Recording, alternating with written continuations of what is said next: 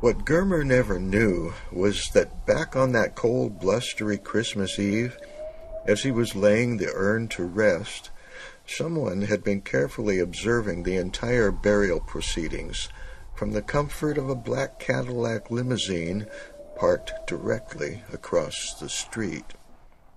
The man in the limousine was a wealthy American, an eccentric to the extreme. He had flown to New Jersey from his own home, thousands of miles away in Seattle. With his long gray hair and his wire-rimmed glasses, he bore a striking resemblance to the visage of Benjamin Franklin on the $100 bill.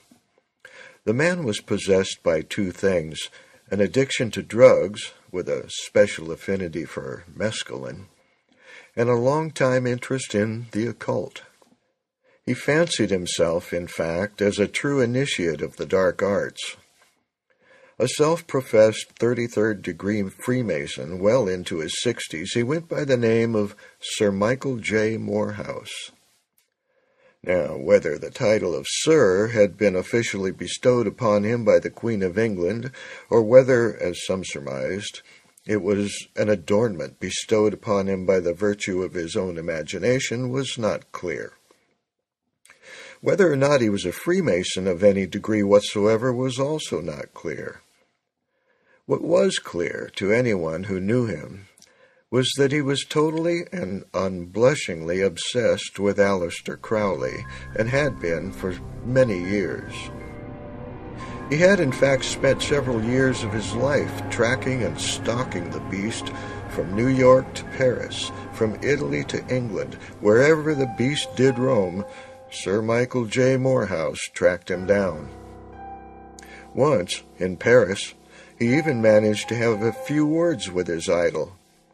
To actually converse face-to-face with Crowley was always the primary goal. But that singular conversation was cut short, as Crowley found Morehouse to be annoying in the extreme. Crowley quickly dismissed the man, rather rudely, as he often did to anyone with whom he did not feel an immediate kinship. Morehouse became increasingly obsessed with Crowley over the years, and was determined to win favor with the beast one way or another. He would send letters and telegrams to Crowley, begging for an audience, but much to his frustration and dismay, none of the attempted communications were ever answered. Then, when he learned of Crowley's death and the plan to send the urn from England to the home of Karl Germer, he knew he might have a chance to possess what he had thus far failed to acquire: a personal and permanent audience with the master of magic, even if it was only the ashes of the great man. At this point in his life, a dead idol was better than no idol at all. Now, having observed the burial ceremony, and knowing the precise spot where the urn was resting, he ordered the limo driver to take him back to his hotel, but not before dropping him off at the nearest hardware store to purchase a few items. That mission accomplished, he returned to the hotel and instructed the limo driver to pick him up again at midnight. That night, the limo driver arrived at the appointed hour and took Morehouse back to Germer's residence. This time, however, to ensure privacy, Morehouse instructed the driver to park around the corner, out of view. The driver, having been tipped handsomely, complied without question. Morehouse exited the limo, shovel and flashlight in hand, and made his way on foot through the darkness directly to Germer's house. Without hesitation, he quickly, stealthily scurried onto the property and dug up the oak box containing the treasured prize. He scooped up the tattered copy of the Book of the Law and shoved it into his coat pocket. Then he filled the empty hole and brushed the dirt around, attempting to make it appear undisturbed. He stuffed the flashlight into his other coat pocket, picked up the shovel, and with the oak box cradled under his arm, his heart pounding, he departed the scene like a phantom in the night. When he entered his hotel room, he was shaking like a schoolboy who had just stolen a candy bar from under the nose of the shopkeeper and somehow had gotten away with it. He was overwhelmed by the sheer excitement of the entire ordeal, but a heavy dose of liquor soon numbed his rattled nerves and put him to sleep for the night. The return flight to Seattle the following day seemed like it was taking forever. Sir Michael J. Morehouse was laboring under an acute case of high anxiety. He had an important date with destiny and a short time to get there. Morehouse Manor, the large, foreboding residence of Sir Michael J. Morehouse, was situated at the far end of Millionaire's Row, atop Seattle's old Capitol Hill. The long street, extending for several blocks, was lined with stately, well-manicured mansions. This mansion, once among the most luxurious and elegant on the entire row, was now in a sorry state of neglect and disrepair, and had been so for several years. A sad visage of its former self, it sat alone at the end of the street, separated from the other homes by its large plot of property, obscured by a jungle of meandering overgrowth. Michael's father, William Bentley Morehouse, a widower of many years and a successful trial lawyer, had been the original owner. Every facet of the huge estate had been designed and built according to his personal specifications. Michael inherited the manor when his father died unexpectedly from a heart attack. Within a short period of time, following the death of the elder Morehouse, the manor's beautiful gardens soon withered. Its manicured lawns turned to a tangled field of dry grass, and the ivy began creeping up the old brick walls, eventually surrounding the windows and winding its way into and around nearly every feature of the exterior. Morehouse Manor had become the bane of the neighborhood, and Michael, well, he could not have cared less. He had more important things to do, like trekking across the globe, stalking the elusive beast whom he had now finally managed to capture, and with whom he was presently having a long-awaited conversation. The conversation was entirely one-sided, as Michael reclined comfortably in his father's favorite old chair in the mansion's private library. The mahogany-paneled library, with its volume-filled shelves reaching nearly to the top of the 9-foot ceiling, had the musty but oddly pleasant smell of dusty old books and worn leather furniture. Next to Michael's chair was a small antique table upon which the polished black urn now rested peacefully. Michael lit a cigar and casually blew a plume of smoke upward toward the lazily revolving ceiling fan. With a contemplative look on his face, he turned to the urn, rubbed his chin thoughtfully, and spoke. "So, tell me, Aleister, how should I proceed with this—" He paused, gesturing with his hand, searching for the right word. This experiment." Then he nodded thoughtfully. "Well, yes, you're right. I quite agree. Bringing a person back from the dead is not an easy feat, but—" Then, abruptly, he leaned forward and shot a worried look toward the urn. "What? You do want me to bring you back, don't you?" A moment later, he let out a sigh of relief and settled back into the chair. Oh, good, very good. I thought for a moment, but it matters not. All that matters is that, finally, we'll be together, you and I," he laughed. "Think of it," he said, his voice tittering with excitement. "Think of what we can accomplish." If Crowley had somehow actually been listening to this insanity, he surely would have been curious to know how Michael planned to carry out such a remarkable feat. To achieve resurrection of the dead would mean Michael J. Morehouse had discovered the philosopher's stone, the elixir of life. Impossible. That was the goal of alchemy, and only the most accomplished of master alchemists had ever done such a thing.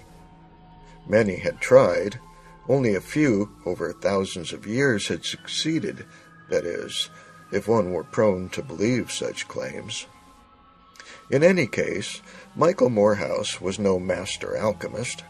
In fact, he was no alchemist of any stripe, and he certainly had not discovered the elusive philosopher's stone.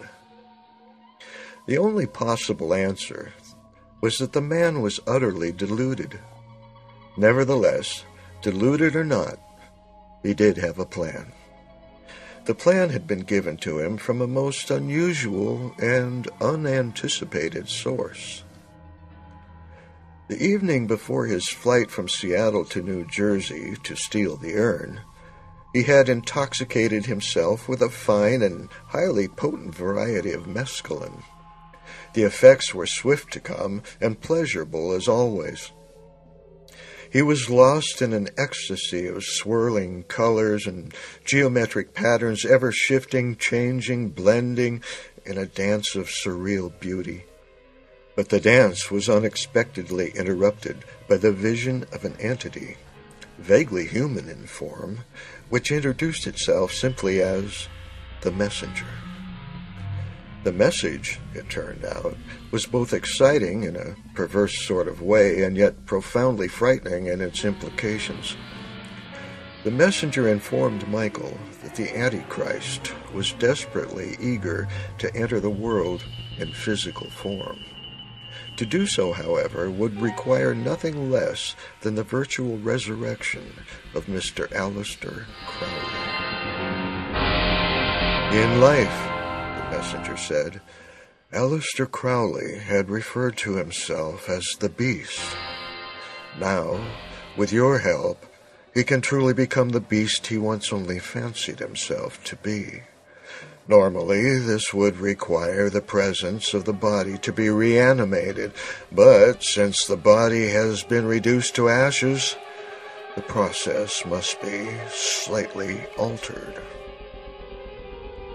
The messenger told Michael that this feat could be accomplished if, once he acquired the urn, he would be willing to ingest Crowley's ashes in conjunction with a particular ceremony while reciting a specific incantation. The incantation, should Michael be willing to partake of this magical working, would be provided to him at the proper time. The end result of the entire process would be that Michael's body would become host to the soul and the spiritual essence of Aleister Crowley. All of this, the messenger said, must be done on a night of the full moon, which, as he further informed Michael, was only 3 weeks away. Michael didn't have to think twice about whether or not he would be willing to do this. Being with Crowley, side by side as friends with common interests, had seemed all along like such a marvelous idea that he could not imagine anything more exciting. But now, he thought, to have the essence of the great man literally living inside me, and then to have the Antichrist move in and take possession of me through him, the power I could wield, God Almighty, the world would be at my feet. Clearly, there was no doubt in Michael's depraved mind.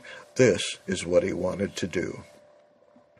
Yes, of course, he responded to the messenger. I am humbled beyond words to have been chosen for this honor. There is one more thing, the messenger said. Yes, anything, whatever I can do. The messenger gave an approving nod. My master has instructed me to provide you with this puzzle, a riddle, if you will, that you must solve in order to prove beyond a doubt that you are the one. Michael did not understand. A puzzle? But why? I thought... Write this in your diary, Michael.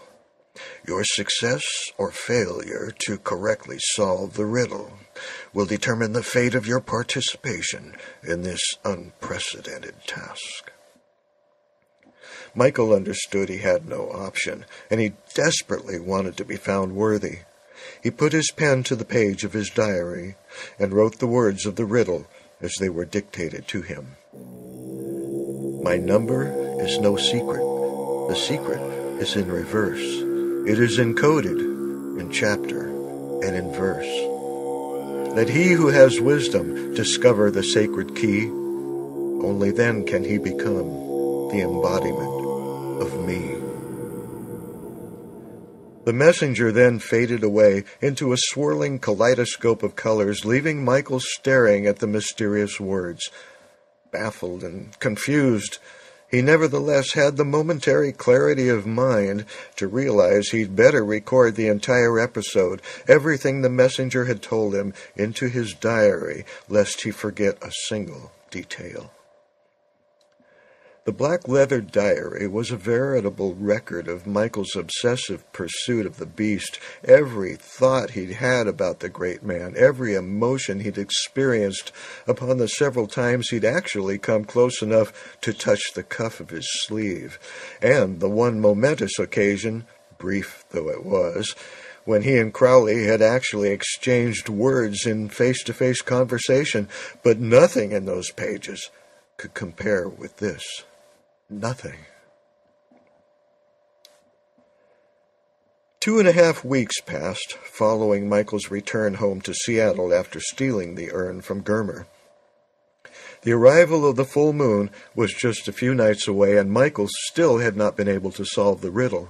To save his damned soul, he could not understand the meaning behind the words. Moreover, he still did not have the necessary incantation. He was therefore most anxious to receive another visit from the messenger, so, having prepared and consumed another hit of the same batch of mescaline, he reclined comfortably upon his bed and waited. He couldn't say how long it took for the messenger to arrive, perhaps minutes, perhaps an hour. But when the messenger did appear, Michael was quick to request the words of the incantation. The messenger, in turn, asked Michael if he had solved the riddle. Reluctantly, Michael admitted he had not. My instructions are clear, the messenger said. I cannot reveal the incantation until you tell me the answer to the riddle. You have 3 days until the arrival of the full moon. If you have not solved the riddle by then, my master may choose someone else for the task. Michael's temper flared. But I have Crowley's ashes in my possession. The urn, it's here in my house. How could anyone else be chosen for the task? Your master needs me. The urn, the ashes, they're mine. The messenger laughed softly. May I suggest, Michael, that you not underestimate the power of my master. But your task is clear. There are no options, Michael. 3 days. The messenger vanished, and panic crept through Michael's bones. The sense of utter frustration was so intense he feared it might drive him completely mad. Later, when the effects of the mescaline had worn off, Michael thought about the situation and realized the time had come to engage in a magical working, a ceremonial ritual that would open the door to the answer of the riddle. He would drink the precious soma, the elixir of ecstasy, the drink of the gods, the true fruit of the tree of knowledge. Such were the titles bestowed upon the most magical of the magic mushrooms, the Amanita muscaria, the blessed fly agaric used by the Hindu mystics and the ancient alchemists. Michael knew a source from whom he could purchase the sacred fruit, and he knew exactly where this most magical of ceremonies should take place, his father's own inner sanctum. When Michael's father designed Morehouse Manor, he included what every good mansion must have, a secret room. This room, the entrance to which was hidden behind one of the bookcases in the library, was well appointed and included a kitchenette and a bathroom. This inner sanctum served as a quiet sanctuary where the distinguished Mr. Morehouse could study the details of whatever high-profile legal case he might be working on at any given time. There, away from any and all distractions, he could mentally prepare himself for the ensuing courtroom battles from which he would inevitably emerge victorious. Many times, as a child, Michael had seen his father enter the inner sanctum, agitated and frustrated over the details of a case, only to return from the room hours later, completely transformed into a confident courtroom warrior armed with the answers to all the questions and the certain knowledge that he would most assuredly win the case. And now it would be so for Michael. His own trial date loomed near. He had 3 days in which to acquire the solution to the riddle, and he knew exactly how he would find it. The soma, the juice of the sacred mushroom, would provide the answer. It had to. There was no other way.